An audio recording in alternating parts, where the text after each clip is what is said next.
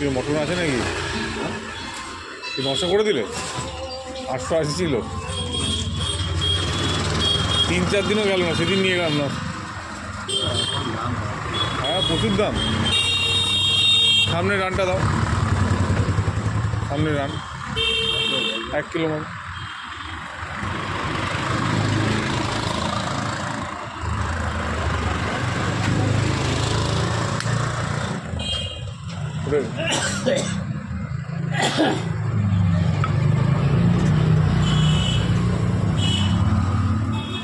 Hello,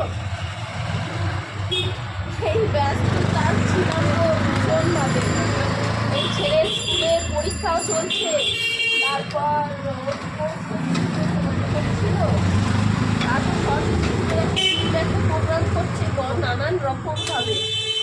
আর বলো কেন, ছোটো রানটা বাদ দিয়ে দিয়েছো না? বাড়ির কাজ, সরু রানটা দিয়ে দিয়েছো না? ওই কারণে আরো সমস্যা। নলি লাগবে তো। কর্তামশাই খবর ভালোই আছে, কদিন জিম বন্ধ ছিল, মাংস দেখে দিও। যাচ্ছে, এই চলছে, খাচ্ছে উঠলো,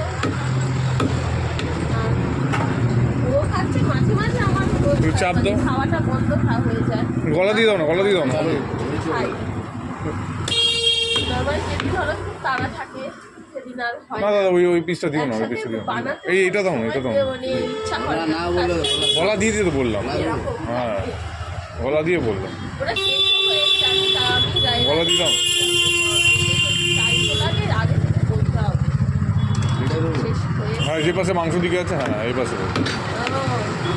তুমি আমাকে ফোন করছো, এবারে ফোন না মাঝে মাঝে গণবের কাছে নিয়ে যান, বলো। মেটে লাগবে না, কত 1 কেজি হয়ে গেছে? কি বলবো বলো, বাচ্চা 900 টাকা হয়েছে? ঘর সংসার হলে যা হয়। দাও, মেটে গিয়ে একটু দিয়ে দাও, একটুখানি একটু দিয়ে দাও, একটু ও, এক টুকরো দিয়ে দাও। হ্যাঁ ছোটো, হ্যাঁ হ্যাঁ, হ্যাঁ, আচ্ছা আচ্ছা।